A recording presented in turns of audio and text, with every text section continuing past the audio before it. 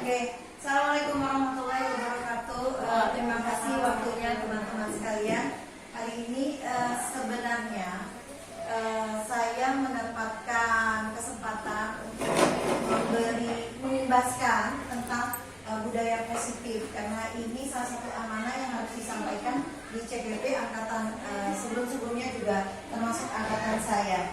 Nah, supaya karena bapak-bapaknya mau pergi sholat Jumat, supaya kita bisa efektif waktunya, maka kita ada kesepakatan sebelumnya bahwa saling menghormati, jadi saling menghargai. Kita berkolaborasi hari ini, tujuannya menyampaikan budaya positif supaya anak-anak itu capai ke profil yang di Pancasila itu.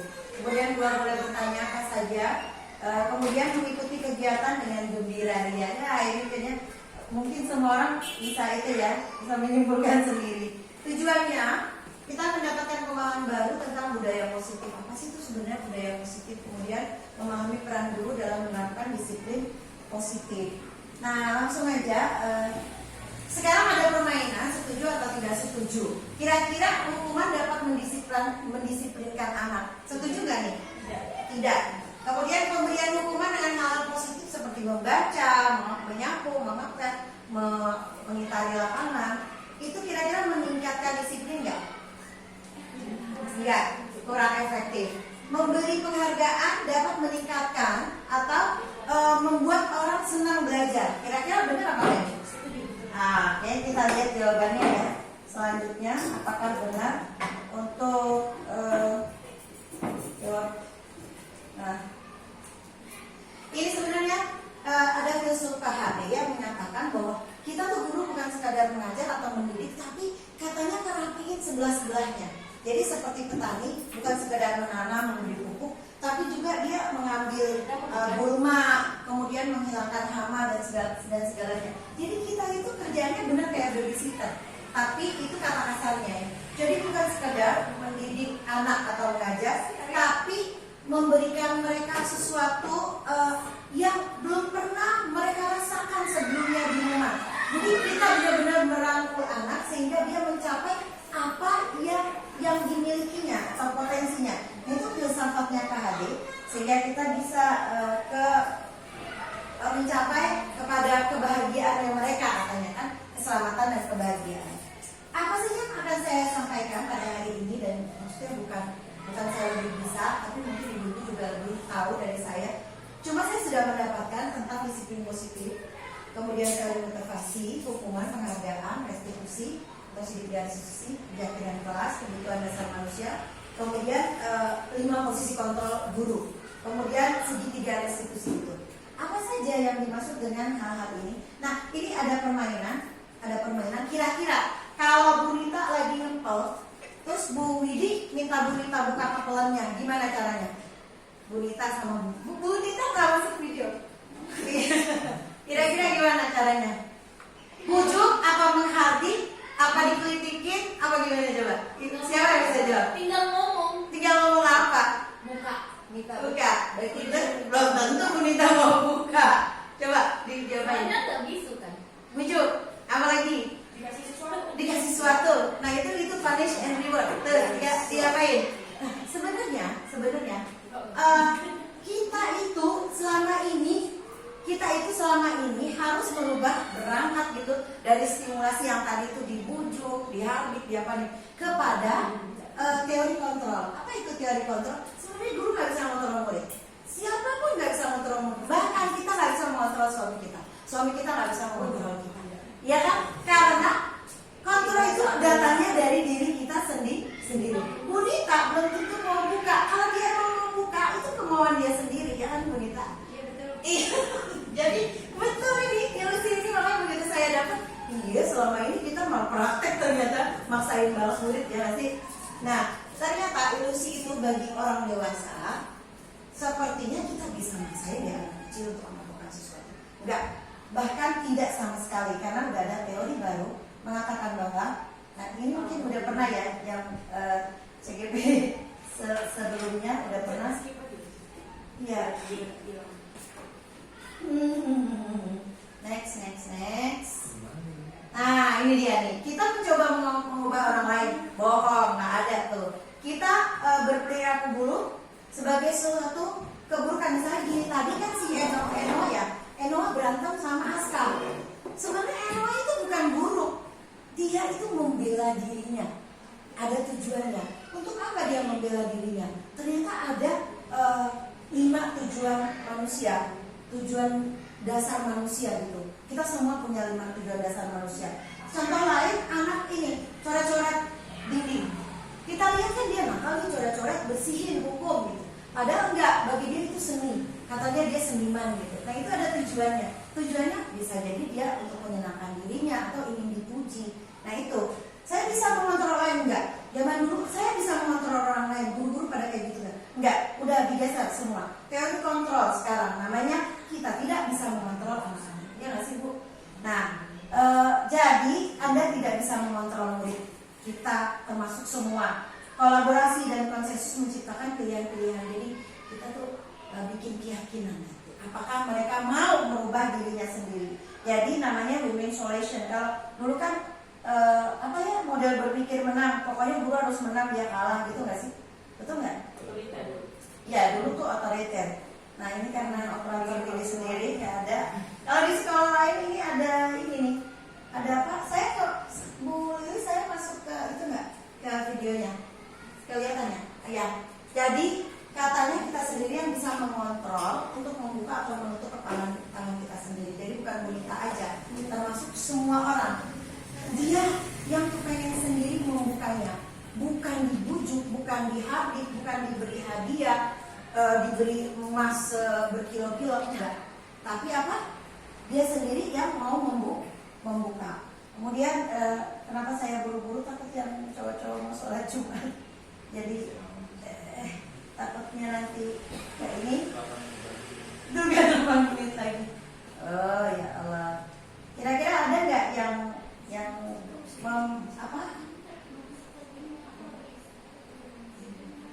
Nah, sebenarnya disiplin itu apa sih? Selama ini disiplin apa kira-kira? Iya, terus Sesuai dengan aturan. apalagi disiplin. Nggak bawa pulpen ya? Yang bawa pulpen deh. Disiplin, nanti kalau mau nyari kerjaan. Disiplin yang pernah ibu-ibu tahu apa nih? Iya. Kira-kira disiplin apa itu? Iya. Terus selalu tepat waktu, yang kenceng Bu biar kedengeran. Selalu tepat waktu. Selalu tepat waktu. Terus apa lagi?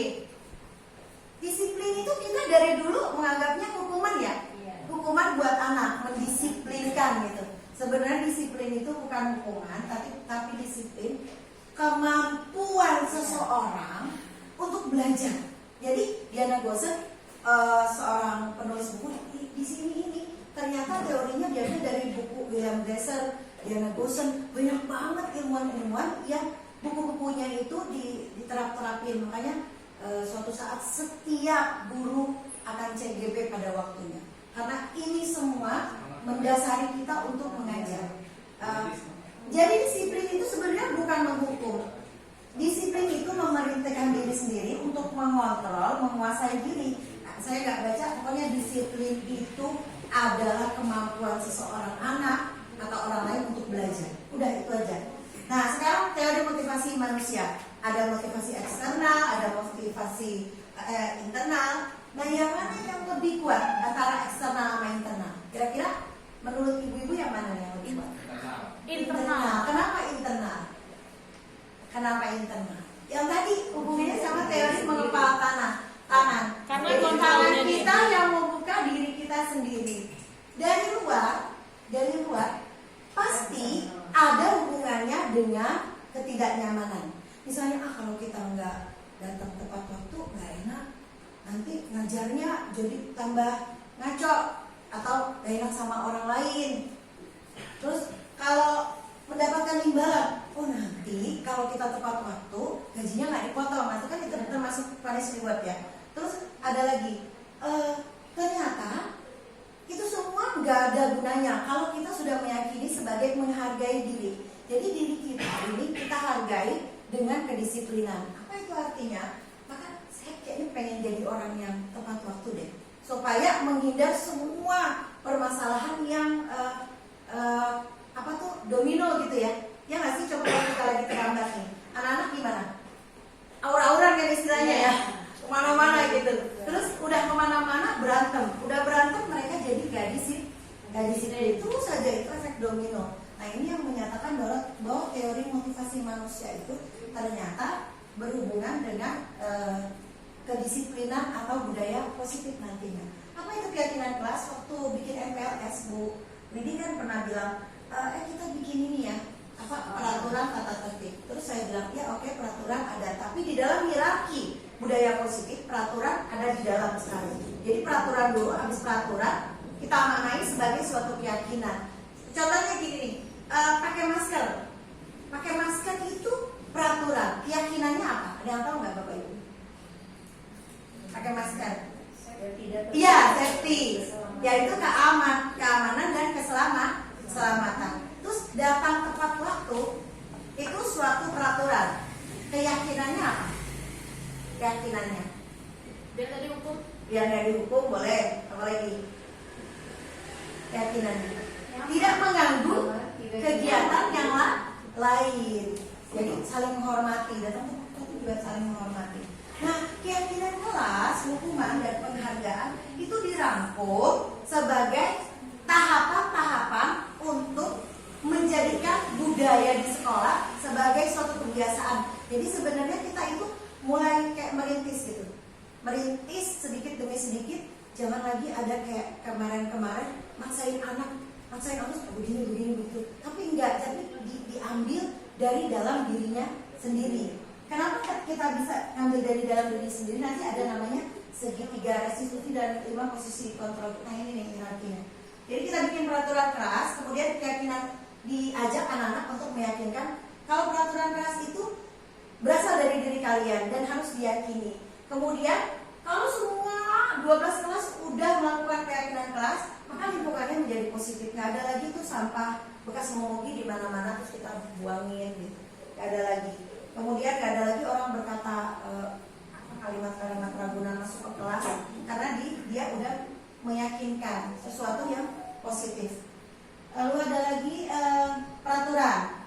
Nah ini nih peraturan. Apa sih peraturan? Peraturan misalnya selalu mengembalikan barang ke tempatnya. Tapi keyakinannya apa kira-kira? Nah gitu. Terus tadi dilarang mengganggu orang lain. Keyakinannya apa misalnya? Biar nggak diganggu balik. Iya bisa, karena saling menghormati. Dan seterusnya. Jadi menunggu atau ngantri itu keyakinannya apa? Menunggu atau ngantri? Menghormati orang yang dia. Coba deh kalau ada ibu-ibu yang tiba-tiba nyelak gitu, kan lagi mau nukerin uang, saya cerita tuh sama saya, Miss, wah saya 2 jam nukerin apa Miss? Uang recehan. Terus ada ibu-ibu, maaf ya, orang yang itu jual-jualan gitu, tiba-tiba seret nyelak gitu. Aduh itu gimana tuh? Itu kira-kira apa yang dia tidak jalani? Ya dia ngormatin kita udah 1 jam, tiba-tiba dia privilege ke situ, bawa 20 juta langsung dilayani. Nah itu enak nggak sih kayak begitu? Sudah jadi enak di dia, nggak enak di kita. Nah sekarang dihukum oleh penghargaan. Misalnya Nolia dari kelas 1 juara 1. Ketika Nolia nggak juara, apa yang dirasa Nolia? Kecewa. Nah makanya kita jangan kasih juara. Kenapa? Karena juara itu sebenarnya menghukum dia, menghukum orang-orang itu. Jadi dia dinyatakan sebagai sesuatu yang merusak gitu, merusak motivasi intrinsiknya. Kok bisa ada teori kayak begini? Memang iya ya, zaman dulu gitu. Kalau misalnya udah ada ujian, dia udah lulus di swasta, atau begitu pengumuman kan ya, dia kalau masuk negeri tenang-tenang aja anak-anak. Ingat gak Bu, zaman-zaman yang waktu anak-anak kelas 6 itu milih swasta? Iya kan? Iya. Rasanya kalau tidak diberikan juara, ya kita meyakinkan bahwa mereka sebenarnya bisa gitu. Jadi misalnya ya segini ini yang 70 ini ya kamu bisa, kamu perlu kembangkan di sini di situ gitu aja. Gak usah diumpetin aja gitu yang juara-juara. Tapi emang udah menjadi budaya positif ini, nah iya, karena merintis di mana-mana rupanya secara struktural kita kan yang dihitung sekolah juara, ya kan? Kemudian yang dihitung guru juara, ya kan?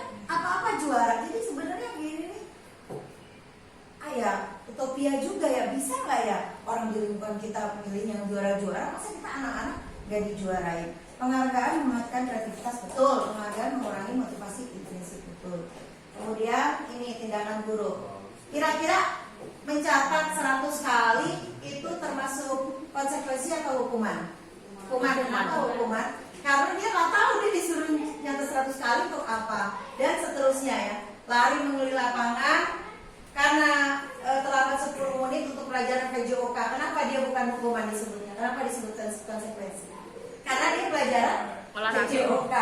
Nggak pakai sepatu hitam.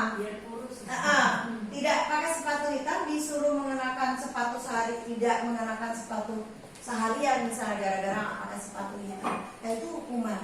Hukuman itu biasanya berhubungan sama rasa kecewa yang dalam dan lama. Tapi kalau konsekuensi berhubungan dengan rasa tidak enak sebentar saja sama anak-anak. Jadi saya cukupin perbedaan hukuman dan konsekuensi. Sesuatu yang menyakitkan kemudian lama, kemudian membuat anak sakit fisik dan psikis, kemudian merupakan paksaan, konsep diri yang jelek ya, buruk, kemudian merasa bersalah, nah itu hukuman. Contohnya yang tadi gitu ya, kamu udah gak usah masuk aja lagi di kelas bu guru, ngobrol dulu. Nah itu hukuman apa konsekuensi? Hukuman ya, dia merasa benci berhari-hari sama kita. Nah kalau konsekuensi dia sebentar aja, misalnya gini, kamu kan ngobrol nih. Nah hari ini kamu udah nggak usah pulang cepet-cepet, yang lain pulang, kamu di sini sama ibu guru sampai 2 jam, misalnya gitu. Nah itu namanya konsekuensi. Kita langsung ya, ini dari delegation. Kemudian, nah ini ada pertanyaan, siapa yang bisa jawab? Nomor 1, ibu guru bilang, aku nggak boleh ribut, tapi aku nyanyi-nyanyi dimarahin. Kira-kira dia kebutuhan apa sih? Menyalurkan bakatnya, Iya. Ya boleh. Hobi ya, bisa ya hobi. Kemudian ibu guru tidak menyapaku hari ini, padahal aku pakai ini udah cakep banget nih, udah dandan gitu. Betul, kasih sayang, love. Aku bosan masa belajarnya cuma gitu-gitu aja, dengerin ibu guru aja. Kebutuhannya iya, pengen variasi ya. Aku sebel gambarku tidak rapi, malah bu guru nunjukin teman-temanku di depan kelas. Kebutuhan apa tuh? Kurang dihargai. Ternyata kita itu punya 5 kebutuhan, Bu. Love, power, fun atau kesenangan ya. Pertama butuh kasih sayang, butuh penguasaan atau kekuasaan, cinta, kemudian butuh butuh kayak dipuji gitu ya. Apresiasi. Iya, diapresiasi. Kemudian ada 5 kebutuhan dasar yang tidak bisa dihindari dari manusia, semua manusia. Ternyata ini survival. Nah itu jadi kan dipuji begitu jadi senang orang ya. Ini apa kira-kira kalau dipuji itu apa? Apa sih? Cinta, kasih atau merasa diterima. Terus tadi yang katanya senandung kesenangan, dia fun. Terus yang tadi bilang ibu ya jarang ngomong melulu, dia pengen variasi, pengen bebas, nggak mau itu aja. Nah terus survival juga ada ya. Jadi 5 kebutuhan itu yang mendasari anak-anak berperilaku. Nah nih misalnya ada kasus, ada yang nggak waktu makan siang ya, si Agus ini mintain terus celamitan gitu. Kira-kira apa nih? Ada 5 kebutuhan yang membelakangi si Agus ini, kira-kira apa? Ya tidak terpenuhi dia kebutuhannya, nggak dibolehin bekal. Iya, terus apa lagi? Jadi kalau silakan yang laki-laki silakan monggo Pak Farhan, Pak Aryono, ambil dulu nasinya. Apa saya masih kerekam? Boleh. Jadi maaf saya minta waktunya jadi banyak, saya nggak enak ya. Tadi yang kesepakatannya dilakukan dengan bergembira, padahal terpaksa ya. Jadi Jadi apa yang Anda lakukan? Menurut Anda kira-kira apa alasan Agus melakukan minta-mintain temennya? Kira-kira gimana? Panggil anaknya, terus tanya ya, jadi tanya dulu. Kan dia suka kaget tuh kalau kita panggil. Aku salah apa nih? Aku salah apa nih? Gak stabil ya emosinya. Identitasnya jadi kayak merasa gagal nih. Saya gagal nih dipanggil sama bu guru gara-gara kenapa nih? Nah, abis dipanggil, kemudian tanya alasannya apa? Kenapa kamu mintain teman-temannya pada ngadu sama ibu nih, kamu mintain terus. Nah, terus dia aku salah ya? Iya salah, aku salah. Jadi kedua kita tanya, kita validasi dia ngaku salah apa enggak. Pertama kita stabilkan emosinya.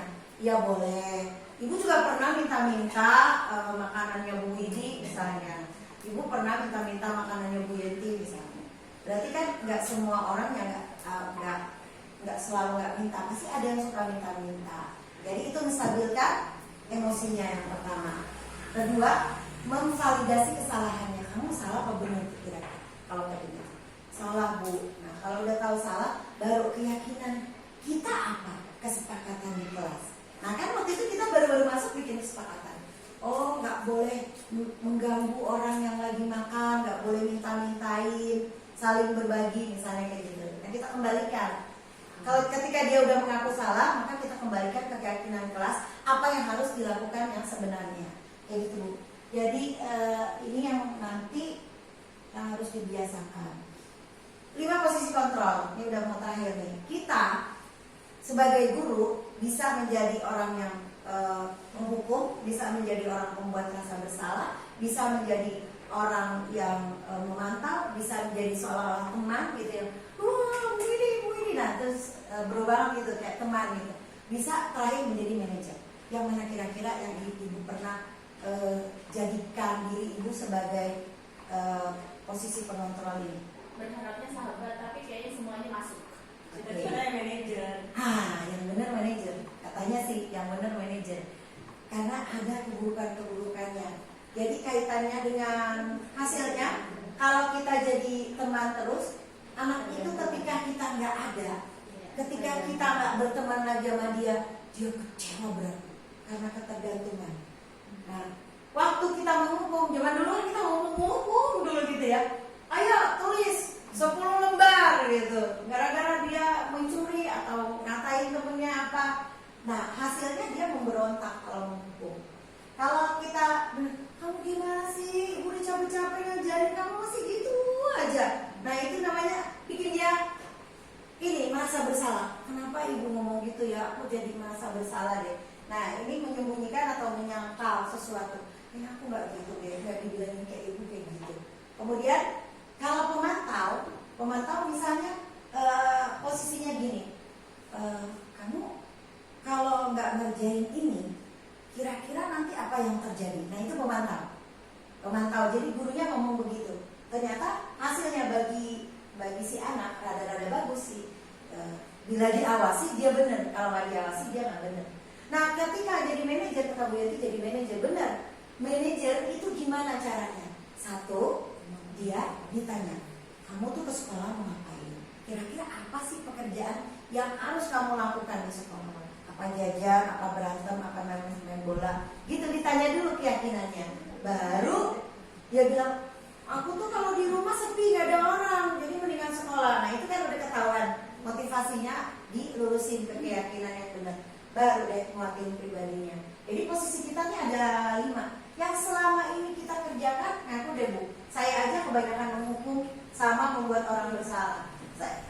Kalau teman nih gaya-gayanya teman nih, mungkin Bu Nita nih, Bu Lia bisa nih gaya-gaya teman, ya kan enak gitu, tak Bu Lili gitu, enak gitu ke siswa. Tapi ketika suatu saat kita lagi banyak masalah, kita nggak jadi teman sama dia, muka kita agak beda. Nah dia tuh kecewa. Iya, kita kecewa. Ini tidak bisa dibawa khusus. Nah betul gitu.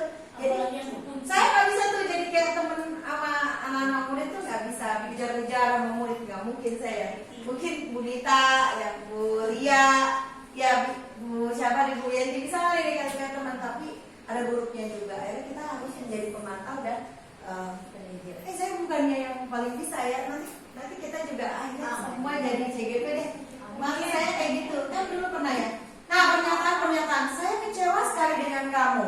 Kira-kira siapa yang ngomong? Guru yang bikin buat bersalah. Ayolah, lakukan demi ibu. Nah itu teman. Ayo dong. Nah gitu, itu teman. Terus bisa yuk bisa, nah, itu teman. Terus kamu mesti kan ya, kamu bintang nggak? Itu apa tuh? Pemantau. Terus kalau kamu bisa menyelesaikan, pasti bisa. Nah itu manajer. Pasti kamu selalu yang terakhir deh. Ya kamu Handaru paling juga terakhir gitu. Misalnya nah, itu penghukum. Penghukum. Bisa gitu. Diskusi. Emang saya juga nggak praktek nih, saya diskusi 5 posisi kontrol. Jadi kira-kira nih ya, kalau saya nih di posisi Anda sebelum belajar modul ini, saya di mana? Saya di penghukum sama di pembuat merasa bersalah. Kadang-kadang pemantau. Gak pernah itu, jarang banget saya jadi teman atau manajer. Padahal teman juga nggak boleh. Kemudian bagaimana perasaan Anda saat itu? Biasa-biasa aja, habis orang begitu semua. Feodal gitu ya. Di mana posisi Anda saat ini? Nah, pas belajar, udah deh hati-hati. Sekarang udah mulai kemarin kok saya mau praktek semua. Nah, bagaimana perasaan saat ini? Kayaknya lega ya, yang telah saya lakukan selama ini ternyata salah gitu. Ibu nggak salah ya, pas saya mau belajar salah. Nah, ini nada jadi gini. Coba deh, kalau mau nanya ke murid yang gini, apa yang kamu lakukan? Coba deh, pakai nada nih. Sesuai maksud. Pasti saya